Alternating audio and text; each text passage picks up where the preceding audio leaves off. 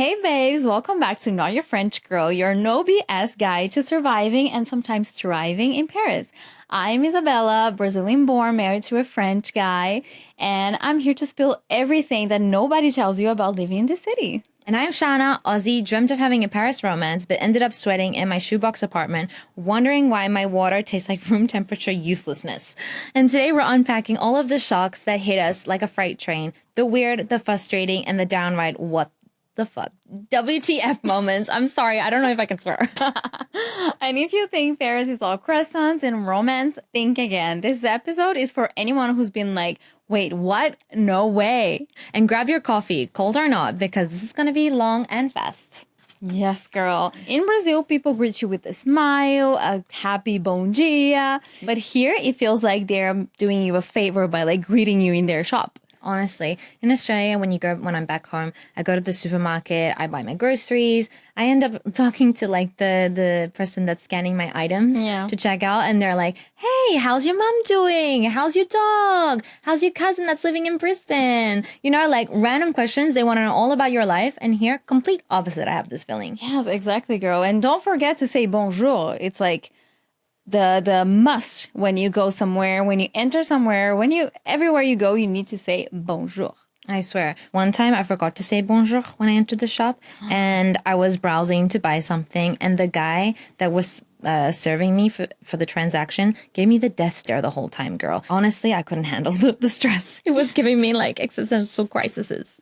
I feel like this is my husband because like every time we go in the building or somewhere, he'd be like, bonjour. And then the person doesn't reply. And he's like, bonjour. I said bonjour until the person like says it back.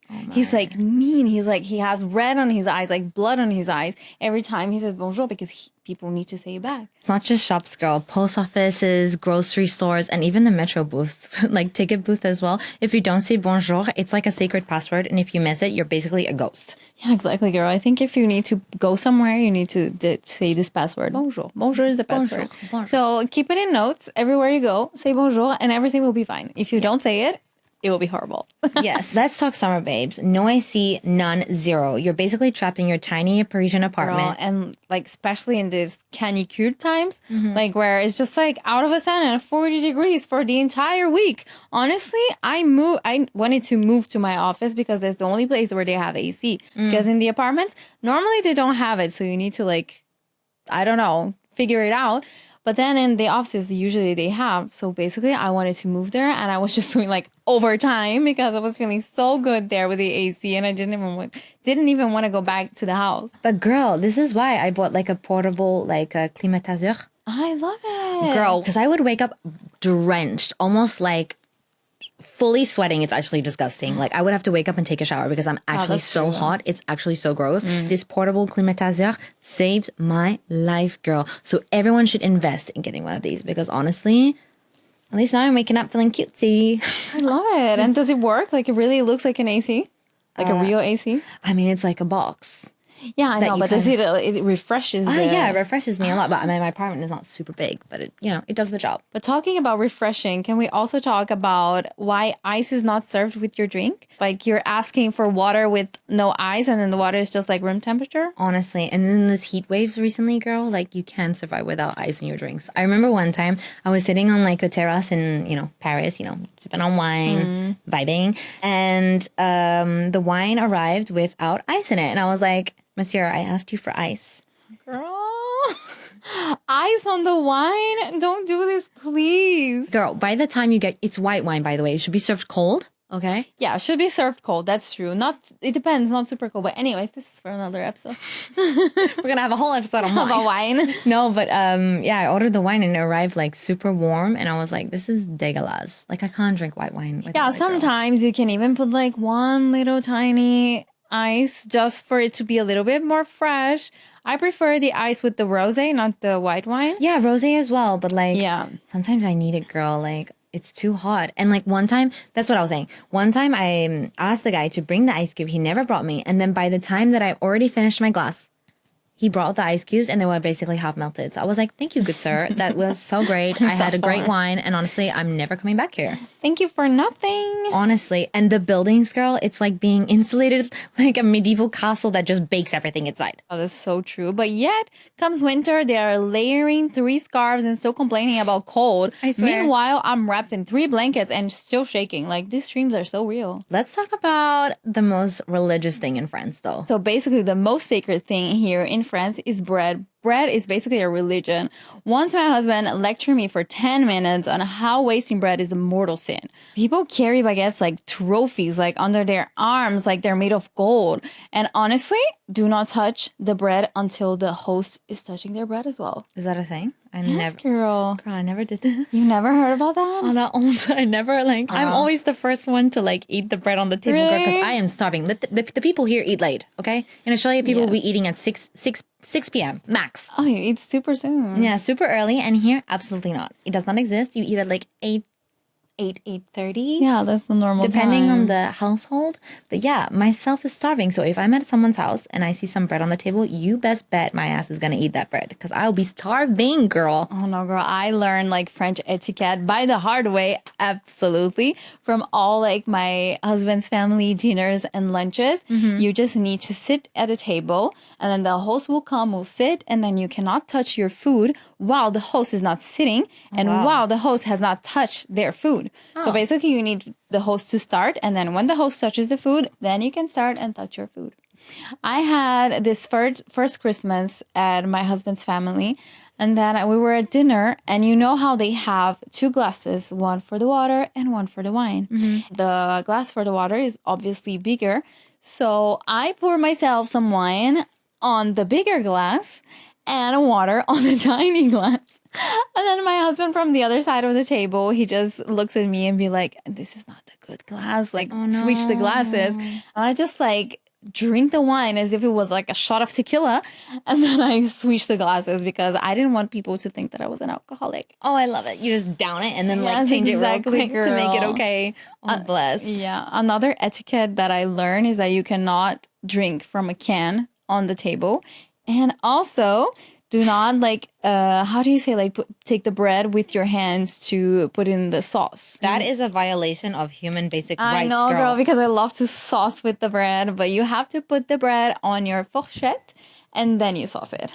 I don't know whose house you'd be having dinner at, but absolutely not will I be attending one of those dinners because you best bet if there is a good sauce like blanquet de veau, you know how they have like a super good sauce, girl? You cannot miss that. You need to eat it with bread. No, but you can eat the sauce. You just cannot eat it with your hands. You need to eat it with the fourchette, with the fork. Anyway, you try to do groceries on a Sunday and you end up finding absolutely nothing except like a rotten tomato and a cucumber that should have been like eaten like 3 days ago, or avocado, for example, that ends up being black when you buy it. Yeah. So honestly, it's so sad. Like in Australia, you have like so much selection. You have so many things to buy. You have everything in one shop. You have like your pharmacy, you have your vegetables, and everything's so fresh and so good. And like here, girl, you have to go to different stores to buy different things. You cannot buy like a Doliprane in the supermarket. And for me, that's so weird. Yeah, that's super weird. For me, in Brazil, it's different because in the pharmacies, you usually can buy water. You can buy like protein bars. You can buy like even gummies or something. Yeah. And then once I went to the pharmacy and I was just like, oh, I'm just going to take this medication now. Yeah. And I was just like, where's the bottle of water? Like I cannot, how am I going to how am I going to take this medication? They don't sell bottles of water in pharmacies. This is so true. I know. This is so true. In Australia, they do it as well. We sell like candies. We sell we have everything, girl, in these kind of pharmacies. Yes. Here, no, not so much. It's very like that for me was a huge cultural shock, honestly. Me too, to be honest. It was like I was just more about the supermarkets, to be honest, because I really miss back home and like just being able to like buy like fresh produce straight like from the supermarket and not having to buy like 3 OK ça va poivron, you know? Yeah. I want to buy like stuff that's good and fresh and tastes good. Yeah, but then we end up learning the hard way every time. I feel like we learn stuff like honestly the hard way, the hardest way. But we end up learning. No? Yeah. Speaking of things that I had to learn the hard way was dinner parties that start super late, as we already mentioned. But my trick for that is to always have a bag of pretzels in your bag.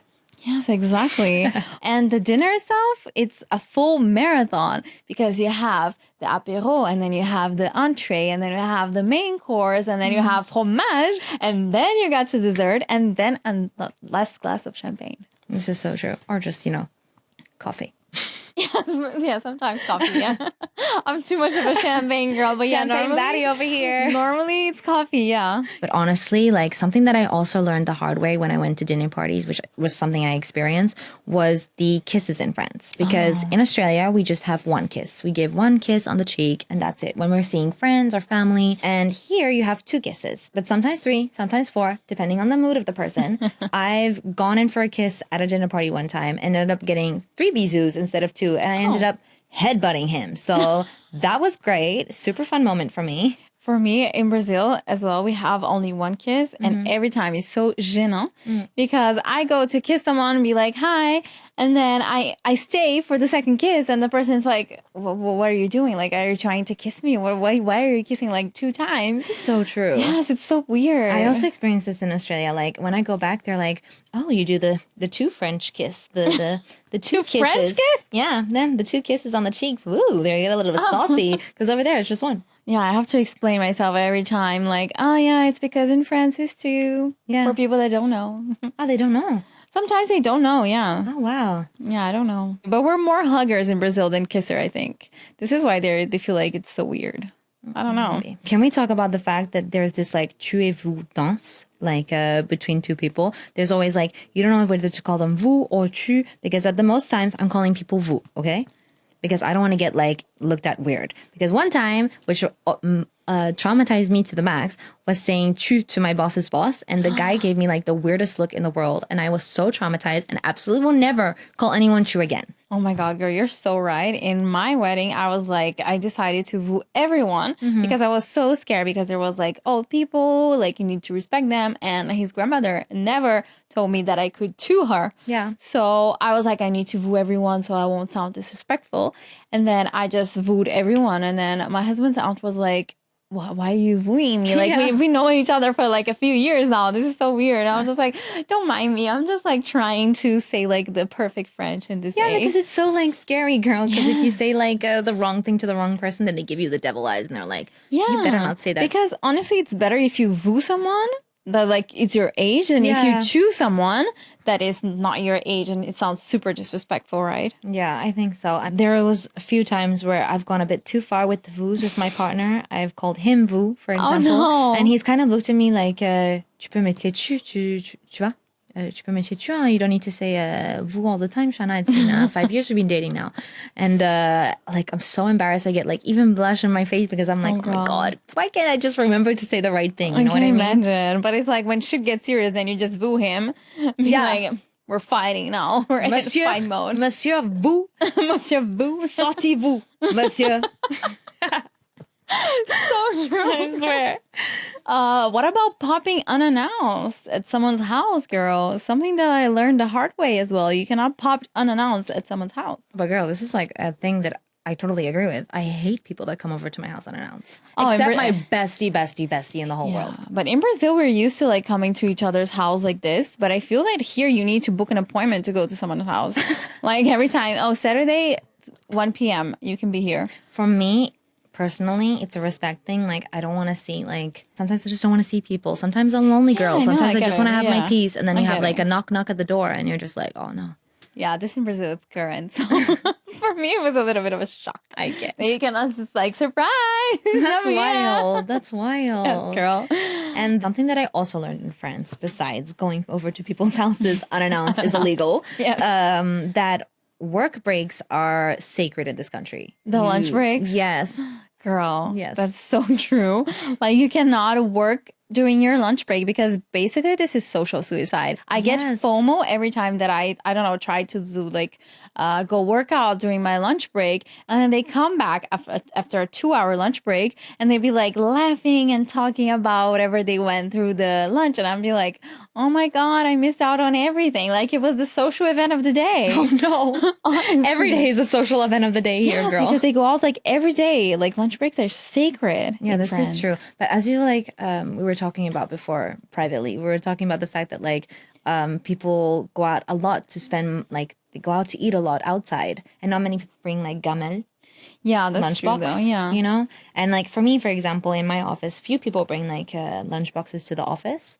And I think that's cool. But from what you told me, like people don't bring it all. Yeah, at my work, people don't bring. There's like a few people that bring the gamelle. And I love the word gamelle, by the way. Super fun. Feels like we're dogs. I know. Yummy, yummy. Because gamelle, by the way, is the dog. How do you say the dog? The dog tray to eat. Yeah, basically. But I love the gamelle. Anyways, but yeah, we usually don't bring the gamelle. I sometimes bring it, and sometimes I end up like having lunch by myself. And I feel that people are looking at me like I'm a weirdo. Like, why are you having lunch by yourself? Especially when I'm having lunch by myself at my desk. I feel like that so sad. I feel like they like to socialize and that they like to enjoy their work days and not have to stay there the whole day. And honestly, I'm here for it. I've worked here now for 5 years, and honestly, my lunch break now is sacred because I'd be taking that 1 hour and a half lunch break from my colleagues to like gossip in the office, and we love it. Yeah, I think I need to like do this more often because I feel it's healthy, and they have such a good habit of taking the break. Honestly. Yes, and honestly, as you said, it's healthy, great for mental health. Even if sometimes during lunch breaks we're talking about work. Yes. But sometimes we talk about something else. A little gossip, a little Netflix series. Yes, every time this series. What series are you watching now? And now let's talk about fashion. That was another cultural shock for me coming from Brazil. Because honestly, even if you're like just going to walk your dog or like buy a baguette, you are super well dressed. This is so true. Like you see people on the street like wearing even like just sneakers and leggings. They somehow make it look like immaculate, like it's a fashion statement. And I'm absolutely here for it. And all the accessories, girl, the scarves, the hats. I love the hats. For me, it's a thing that a habit that I already had in Brazil. But I feel like when you went out in Brazil with a hat, people would be like, what the fuck? And then here you can wear hats no matter when. And I feel like this is like so nice because you can express your personality through your clothes anytime, and people are not going to be judgy about that. But speaking of being judged, behind that cold exterior, people are loyal and so deep. Like friendships take time, but once you're in, you're family to them. That's so true. Paris can be so confusing and brutally honest at times, but the perfect part is having genuine connections that are gold. Yeah, that's so true, girl. And all the little things, the soul lunches, the love of good food, the passion for life, those make you fall super hard for Paris. Absolutely. So how do we wrap up today's episode? How do we put all of our cultural shocks into one thing? Basically, if you're in your what the hell is happening phase, you're not alone. Welcome to Not Your French Girl, where we get real, raw, and a little bit savage about living here. Exactly. And don't forget to DM us your favorite cultural shock moments. Maybe we'll read them in our next episode. Bisous. Bisous, and à la semaine prochaine. Bye.